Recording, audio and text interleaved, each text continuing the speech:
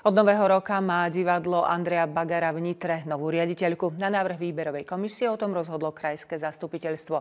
Veronika Moravčíková nahradila Jaroslava Dóciho, ktorý bol na čele divadla viac ako 8 rokov. Na jej plány do budúcnosti sa pýtal redaktor Miroslav Liko. Nová riaditeľka divadla Andreja Bagara v Nitre Veronika Moravčíková hovorí, že chce zvýšiť prestíž divadla a skvalitniť jeho umeleckú tvorbu. Čo to bude v praxi znamenať, nám povie ona sama.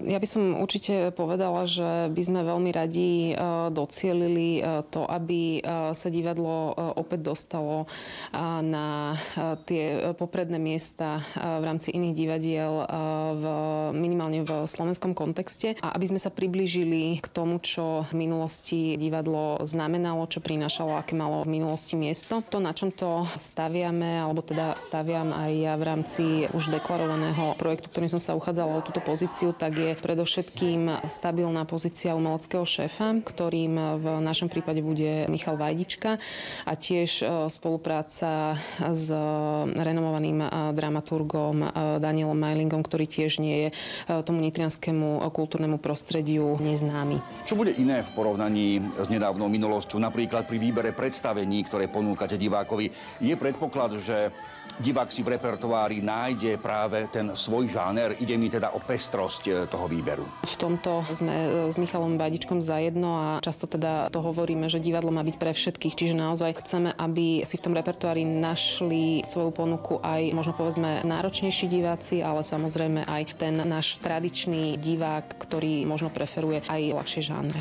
Čo sa týka budúcej sezóny, čo už máte naplánované alebo potvrdené? Sme v procese doľaďovania dramaturgického plánu na nasledujúcu sezónu. To, čo môžeme v tejto chvíli potvrdiť, tak sú režisérske osobnosti, ktoré budú tvorcami toho nášho repertoáru a nových premiér. Bude to Michal Vajdička, Jan Luterán, bude to Julia Razusová a poľský režisér Lukáš Kos. Na to, aby sme mohli viacej hrať, tak potrebujeme mať ten repertoár bohatší, čiže kým sa dostaneme vlastne k naplneniu tohoto cieľa, ktorý sme si dali, tak bude potrebné ten repertoár doplniť a obohatiť a je to jedna z našich ambícií postupne zvyšovať frekvenciu predstavení, nielen teda doma, ale aj zájazdových predstavení alebo organizovaných predstavení pre vzdelávacie inštitúcie. Divadlo chcete premeniť na otvorený kultúrny a verejný priestor. Čo tým myslíte? Súčasťou našej ambície je aj posilnenie možno nejakých sprievodných podujatí, komunitných podujatí.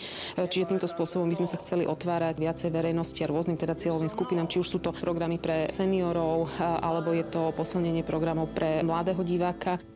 Sezóna pokračuje tak, ako ju naplánovalo predchádzajúce vedenie vrátane najbližšej premiéry, ktorá bude 7. marca.